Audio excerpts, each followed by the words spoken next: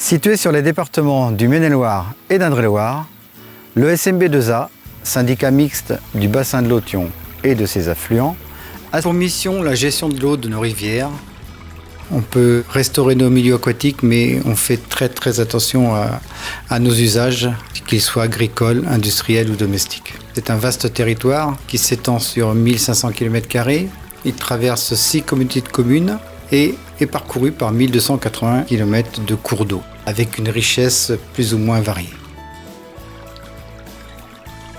C'est un plaisir d'être aujourd'hui sur les bords de la Révolte, bel affluent du Latan, rivière patrimoniale, qui est sûrement la plus jolie du bassin de l'Authion.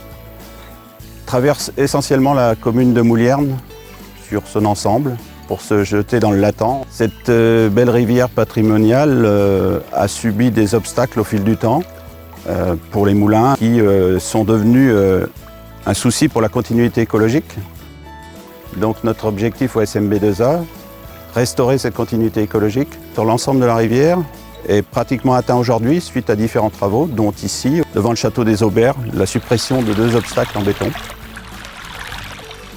Aujourd'hui, on peut l'entendre chanter, ce qui est le résultat du travail d'une dizaine d'années.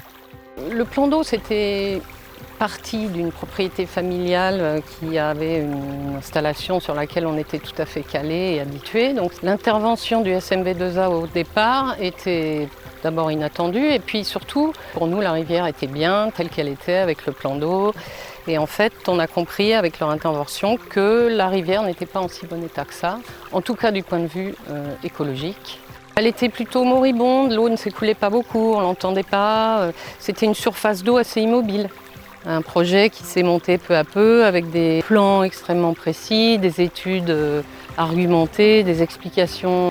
Ça nous posait un problème parce que c'était un paysage auquel on était habitué, une construction qui datait de mes arrière-grands-parents.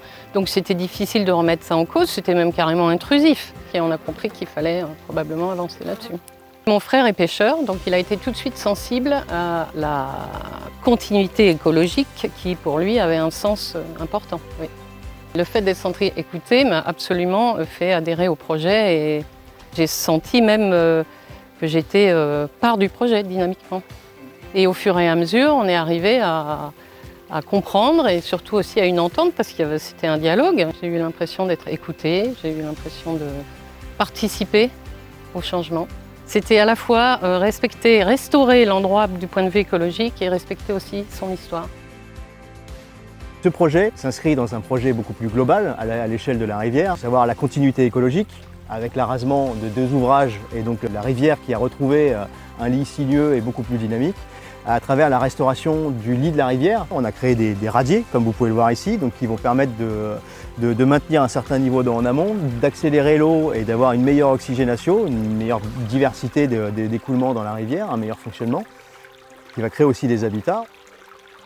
On a resserré le lit à certains endroits avec des banquettes végétalisées qui vont permettre de retrouver un lit beaucoup plus naturel puisqu'on était sur un secteur beaucoup plus large d'un plan d'eau. On a amélioré toute la biodiversité. C'est là où tout l'intérêt du projet réside, c'est-à-dire qu'on va retrouver une zone humide de 6500 m² avec toutes les espèces qui y sont inféodées, donc les espèces de plantes comme les carex, les roseaux, et on a déjà retrouvé des espèces patrimoniales avec le campagnol amphibie. On a aussi le cuivré des marais, l'agrillon de mercure, et on a créé une mare dans laquelle on a déjà retrouvé du triton palmé. En 2 ans de temps, on a eu un bloom de biodiversité sur le secteur qui est apparu. En termes de changement très positif, je dirais que pour résumer que la rivière a changé de beauté. C'est beaucoup plus joli que ce que je pensais obtenir. Et puis la rivière est beaucoup plus vivante et même du point de vue végétation, il y a eu un gros changement. Les discussions ont commencé il y a 5 ans. Et les travaux ont commencé il y a 2 ans, donc ça prend du temps.